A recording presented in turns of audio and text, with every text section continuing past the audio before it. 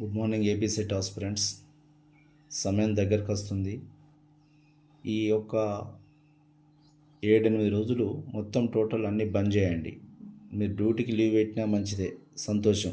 గుర్తుపెట్టుకోండి, ఎగ్జామ్ హాల్లో చదివేటువంటి పేపర్ చదివే ఓపిక ఉండాలి. మీకు చాలా వరకు ఆన్సర్ను గుర్తుపట్టే విధానం అంటే ఎంత పేషెన్స్, ఎంత ఓపిక ఉంటే అంత ఆన్సర్ బయట తీయగలుగుతావు. గుర్తుపెట్టుకోండి, బాగా చదివితే కాదు. ఎగ్జామ్ హాల్లో నువ్వు 150 క్వశ్చన్లను ఎంత ఓపికతో చదివితే అంత బయటపడతావు.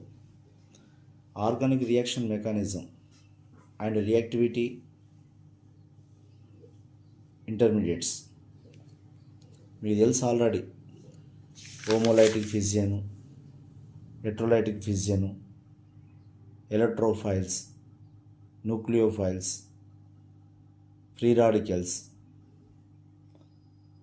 టైప్స్ ఆఫ్ రియాక్షన్స్ ఉంటాయి. Stability, reactivity of the reagents, nucleophilicity and basicity.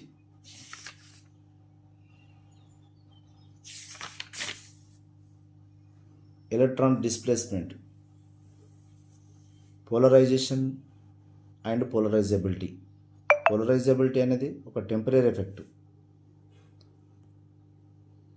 Polarisation is a permanent effect.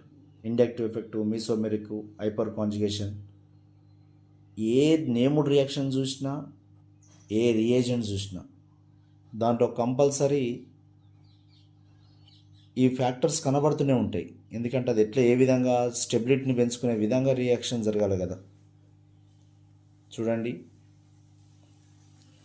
కొంచెం అయిపోయేంత వరకు, ఎగ్జామ్ అయిపోయేంత వరకు దాని మీదనే ఉండండి. First paper and second paper మీద.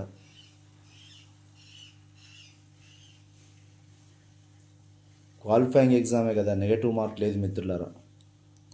క్వాలిఫైయింగ్ ఎగ్జామే, నెగటివ్ మార్క్ లేదు. నీ అదృష్టం అది. రాబో కాలంలో నెగటివ్ మార్క్ కూడా రావచ్చు. హైయెస్ట్ మీసోమెరిక్ ఎఫెక్ట్కి ఉంటుంది, ఎందుకంటే ఎలక్ట్రాన్ కంప్లీట్ ట్రాన్స్ఫర్ అవుతుంది. Resonance, next hyper conjugation stability, అది నో బాండ్ రెజొనెన్స్. తర్వాత తక్కువ స్టెబిలిటీ ఉన్నది ఇండక్టివ్ ఎఫెక్ట్. తక్కువ స్టెబిలిటీ ఉన్నది ఇండక్టివ్ ఎఫెక్ట్. ఓకేనా? ఈ యొక్క 8 రోజులు ప్లీజ్